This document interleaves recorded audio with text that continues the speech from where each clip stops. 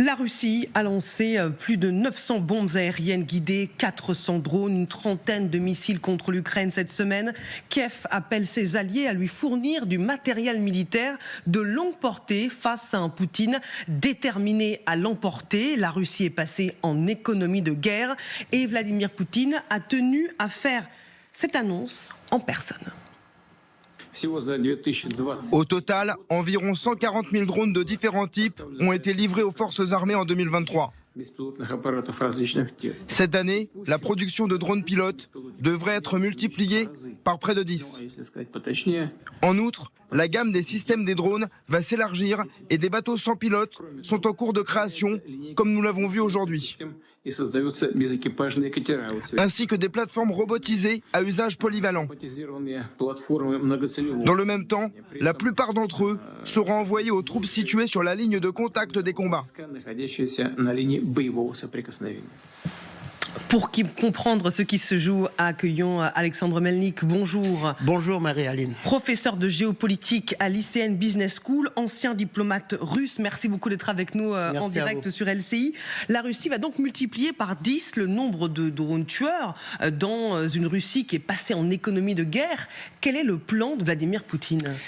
La Russie est passée en économie de guerre, comme vous l'avez déjà très bien dit.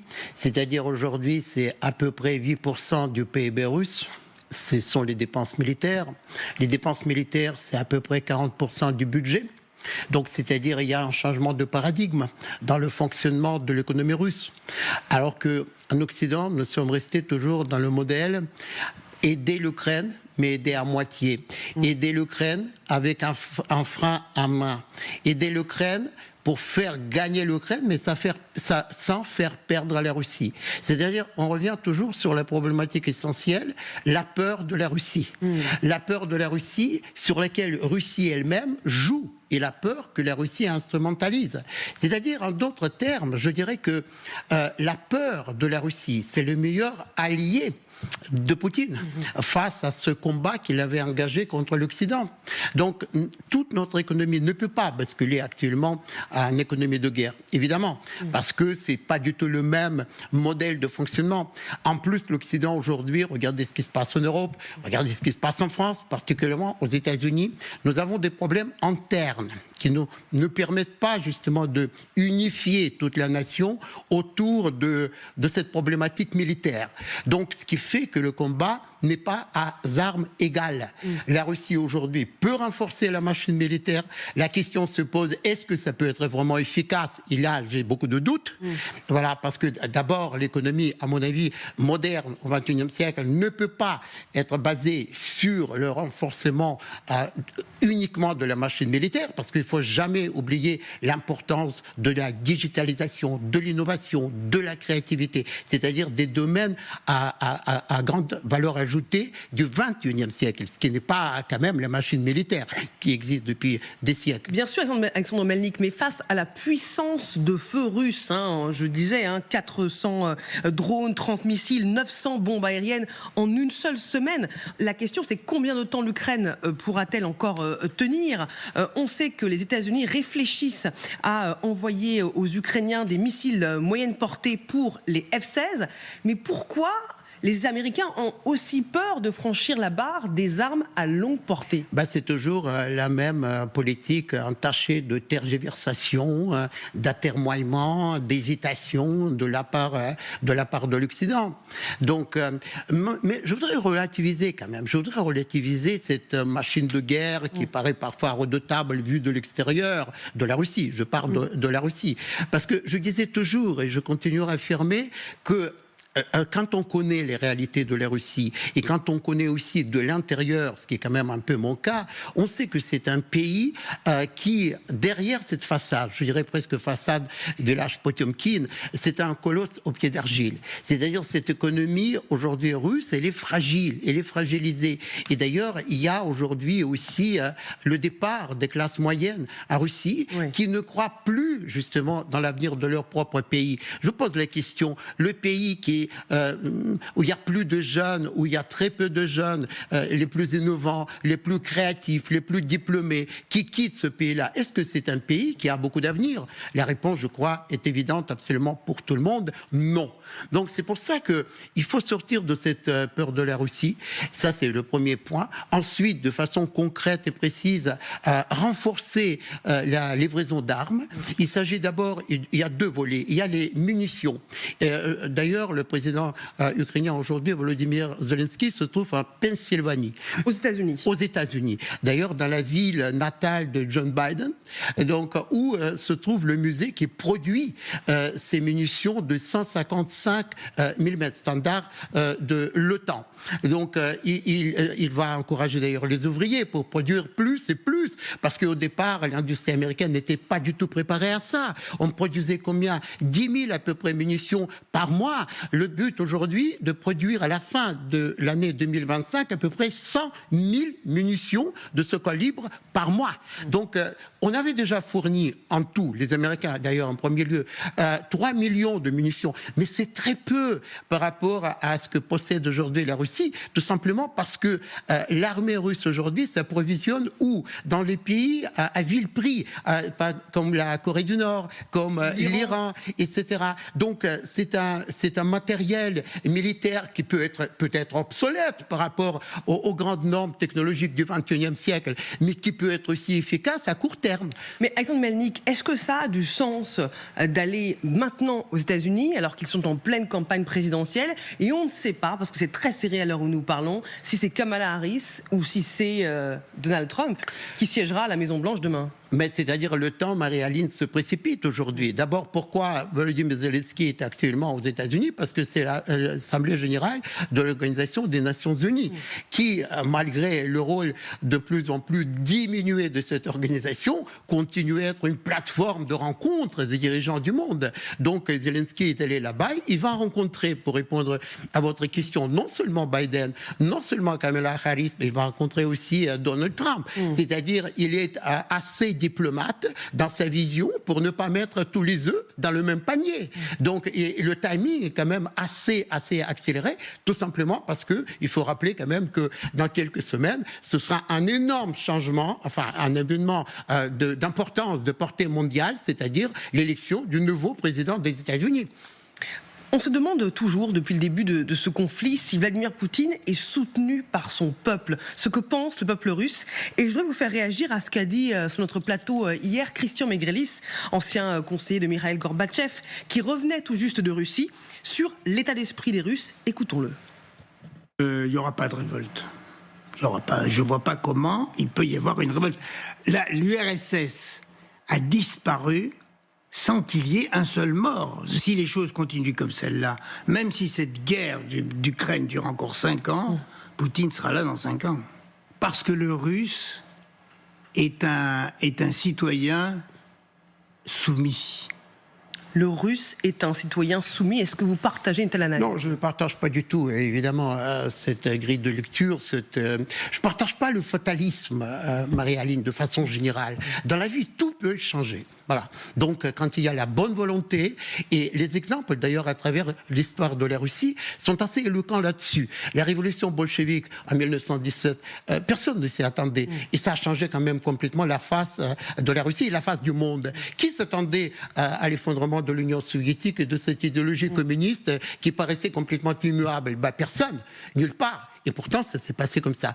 Moi, je crois que ce régime, tous les régimes dictatoriaux, y compris celui de Poutine, sont basés sur la peur, sur le mensonge, les fake news, et sur la propagande, si vous préférez le mot propagande, fake news, enfin, c'est pour moi à peu près la même chose, et sur la soumission, sur la lobotomisation des esprits des gens. Et bien, la propagande russe est efficace, c'est vrai, efficace pour une certaine partie de la population qui se nourrit, il s'abreuve aux sources officielles, ça veut dire c'est-à-dire la télévision. Mais n'oublions pas, aujourd'hui, nous vivons à l'ère du clic. Le clic, c'est-à-dire la digitalisation. Mais c'est compliqué de s'informer et on sait que les espions russes sont partout oui, sur mais le comment web ça se fait que pour moi, traquer ceux qui personnellement... s'informent. Oui, mais je vais vous donner un exemple personnel. Allez-y. J'ai même quelques amis, quelques contacts en Russie, qui, malgré toutes les interdictions formelles, etc., communiquent sur Facebook, communiquent sur WhatsApp, communiquent sur Telegram. Comment ils se débrouillent? Il faut leur poser la question. Aujourd'hui... Ils prennent des risques. Je ne sais pas, c'est-à-dire d'abord ils sont malins, ils vivent à l'unisson du XXIe siècle, c'est-à-dire le clic aujourd'hui peut permettre de contourner énormément de barrières officielles imposées par la propagande, et si vous avez vraiment envie de comprendre le monde dans lequel vous vivez aujourd'hui, vous pouvez le faire. Si vous n'avez pas envie de le faire, si vous êtes tétanisé par la peur, Marie-Aline, ça c'est autre chose. Est-ce que ce n'est pas plus facile pour l'élite russe ou pour des gens qui sont bien nés, qui lisent, qui ont fait des études, de se battre pour s'ouvrir vers l'extérieur que pour l'essentiel du peuple russe bien qui entendu, vit dans des conditions très précaires? Ne sont pas au même niveau d'évolution, d'éducation, d'instruction au fin fond de la Bouriatie ou à Moscou ou à Saint-Pétersbourg. Mais par ailleurs, le clic, ce que j'appelle le clic, ne connaît pas de frontières. Et le clic aujourd'hui, c'est quelque chose que tout le monde possède. Même au fin fond de la Bouriatie, tout le monde utilise aujourd'hui les smartphones.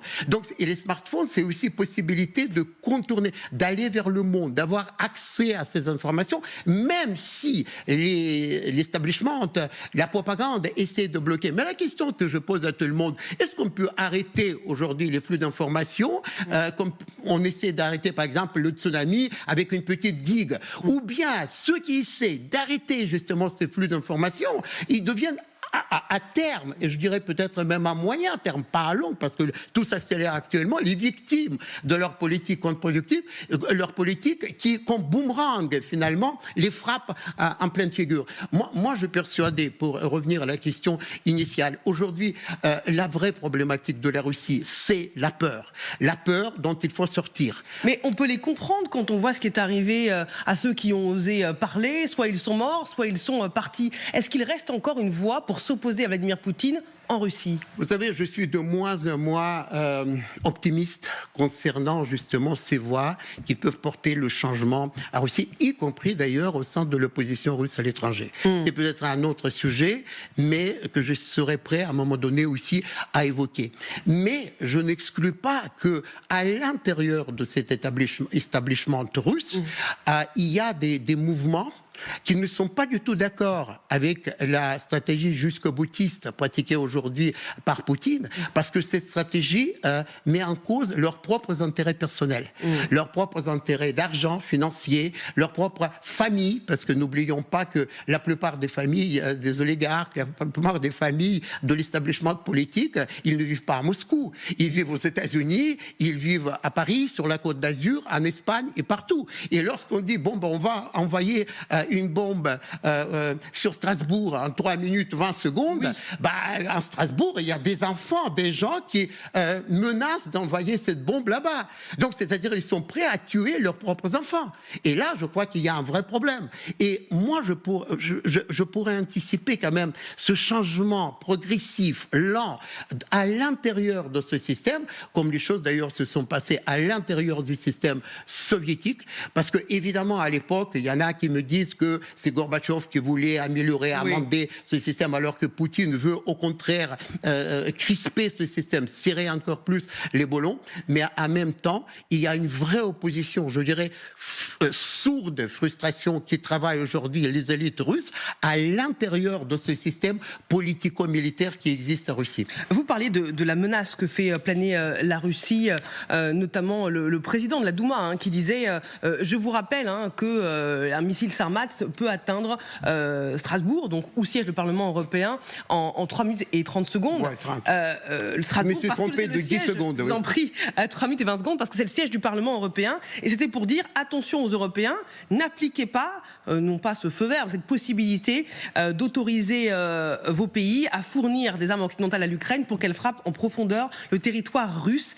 Est-ce que la Russie une Russie acculée qui n'arriverait pas à avancer plus vite en Ukraine pourrait aller jusque-là? C'est toujours instrumentaliser la peur. D'abord, on ne sait pas évidemment comment la Russie acculée au mur va. Mais de toute façon, je ne pense pas que Poutine pourrait appuyer sur le bouton parce que c'est toute une procédure qui pourrait être empêchée justement par son propre entourage. Donc, il n'est pas quand même seul à pouvoir prendre cette décision qui va bousiller le monde entier. Donc voilà, ça c'est la première chose. En même temps, il ne faut pas jamais sous-estimer. Il ne faut jamais sous-estimer le facteur irrationnel, je dirais, dans le comportement de la Russie de façon générale. C'est pas du tout un logiciel mental cartésien qui est à l'origine du fonctionnement de ce pays-là, mais je crois quand même que c'est du bluff.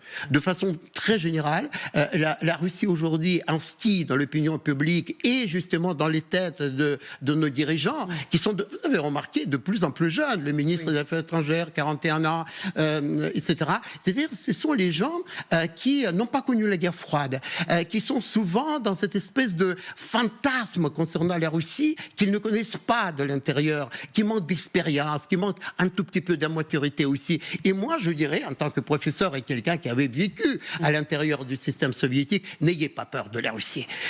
La Russie ne participera pas au deuxième sommet sur l'Ukraine en Suisse, un sommet pour la paix qui servira à présenter à la Russie un ultimatum de capitulation, c'est ce que déclare Moscou. La négociation, on peut faire une croix dessus ? C'est-à-dire, il y a l'incompatibilité de deux positions. D'un côté, il y a la position ukrainienne. Zelensky aussi, comme vous le savez, a présenté un plan de victoire, qui est d'ailleurs composé, peut-être pour nos auditeurs, de 3 points. Le premier point, c'est la liberté pour l'Ukraine de choisir sa propre place dans le monde, l'architecture géopolitique. En d'autres termes, entrer dans l'OTAN et dans l'Union européenne. Deuxième, c'est continuer à livrer à l'Ukraine les armes, y compris d'ailleurs les armes à longue portée. Et la troisième, c'est déjà, il faut penser à la reconstruction de ce pays. Parce que le désastre qui est causé par la Russie sur les territoires de l'Ukraine mérite un plan beaucoup plus grandiose que celui de Marshall, le plan Marshall après la Deuxième Guerre mondiale. Donc il faut déjà trouver, essayer, chercher des possibilités. Ça, c'est le plan de l'Ukraine. D'ailleurs, je constate que la question territoriale n'est pas mise au premier plan dans ce plan, dans son plan de victoire de Zelensky. Le plan de la Russie, c'est très simple, Marie-Hélène, c'est capitulation de l'Ukraine. La reddition sans condition de l'Ukraine. L'Ukraine doit se rendre. L'Ukraine doit cesser d'être l'Ukraine. Et si l'Ukraine cesse de se battre, ce sera la fin de l'Ukraine. Et donc, c'est quoi le plan ? L'Ukraine doit, d'après Poutine, doit sortir les armes de ces 4 oblasts que nous connaissons, Lugansk, Donetsk, Zaporožie et Kherson, ce qui est complètement inadmissible pour l'Ukraine. Et surtout, l'Ukraine doit signer l'engagement comme quoi il ne veut pas entrer dans les structures occidentales, mais ça, c'est le choix du peuple souverain. Il faut que Poutine comprenne à un moment donné qu'il y a la loi internationale et que d'après cette loi internationale, l'Ukraine, c'est un pays indépendant, souverain et d'ailleurs reconnu par la Russie. Parce que c'est ça qu'il faut peut-être rappeler, que d'après le mémorandum de Budapest de 1994, la Russie a reconnu l'indépendance de l'Ukraine. En échange, les Ukrainiens ont transféré les armes nucléaires sur le territoire de Russie. L'Ukraine a respecté cet engagement du référendum de Budapest et on connaît la suite avec la Russie. Ah oui, mais Poutine justement a fait savoir que c'était une grave erreur justement d'avoir reconnu l'indépendance de l'Ukraine. Merci beaucoup, merci Alexandre à vous. Melnik, professeur de géopolitique à l'ICN Business School.